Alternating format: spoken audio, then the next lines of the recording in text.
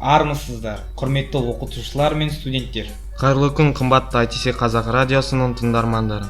Бүгінгі эфирдің жүргізушілері номер 23 топ студенттері 80 Жаният және Сатыбаев Аслан. ITC Қазақ радиосының бүгінгі шығарылымы мемлекеттік мерекелер 7 мамыр отан қорғаушылар күні мен 9 мамыр ұлы жеңіс күніне арналады.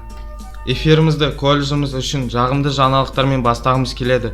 2025 жылдың 23-25 сәуір аралығында Айбын 2025 11-ші облыстық әскери патриоттық жастар жиыны өтті.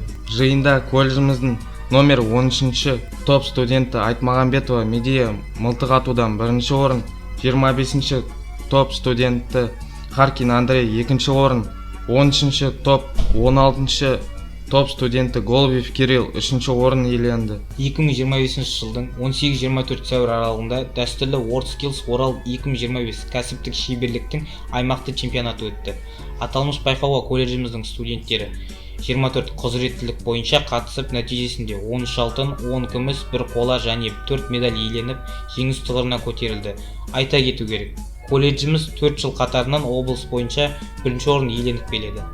Жеңіс құтты болсын. 7 мамыр Қазақстан отан қорғаушылар күні. Тарихтағы әрбір даңқты күндер секілді бұл мерекені өзіндік сыры жетерлік. Егеменді еліміздің тыныштығын және бейбітшілігін қорғау бұл әр азаматтың қасиетті борышы екендігін баршамызға әйгілі.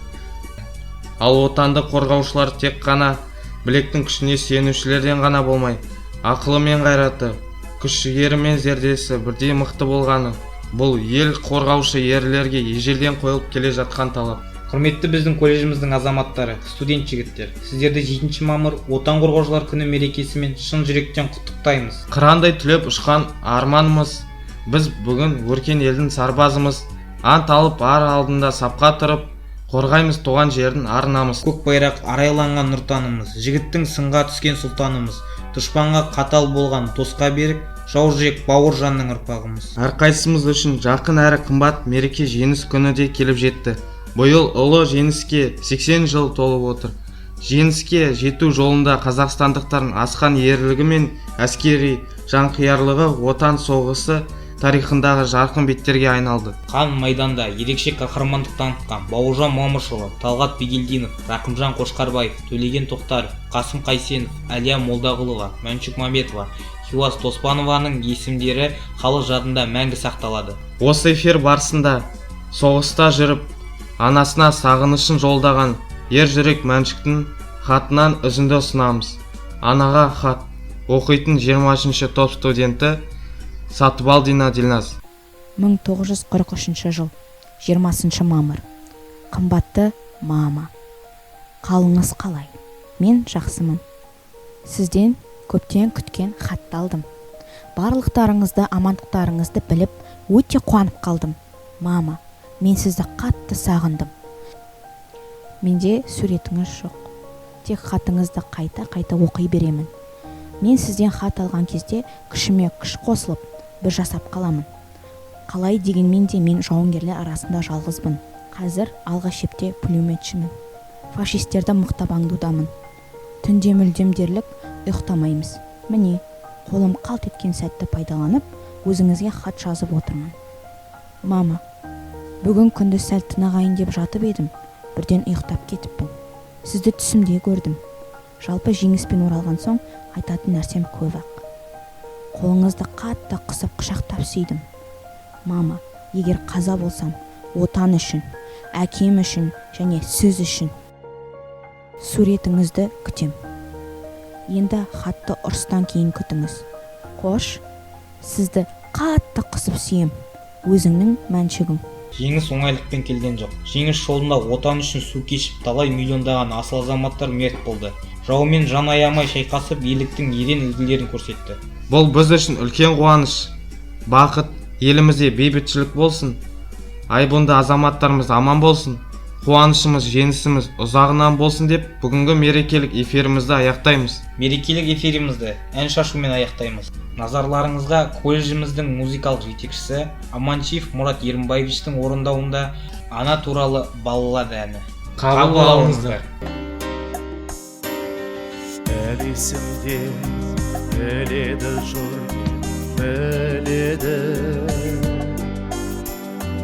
Ел басына қатер төнген жол еді. Қимастарын қан майданға ұзатып, қарсы айрылған аналардың жүрегі. О аналар, осындайсың бәріңде, осындайсың жасындағы кәріңде. Сүйенатын ол өмірде құдірет, сүйенарем ана деген тәңірге. Соғыс жолы кетті үйдің дерегі, соғыс бұзды қуанышын өрені. Тұрды ана күйеуінен айрылып, тұрды құшып тек оның күрегін.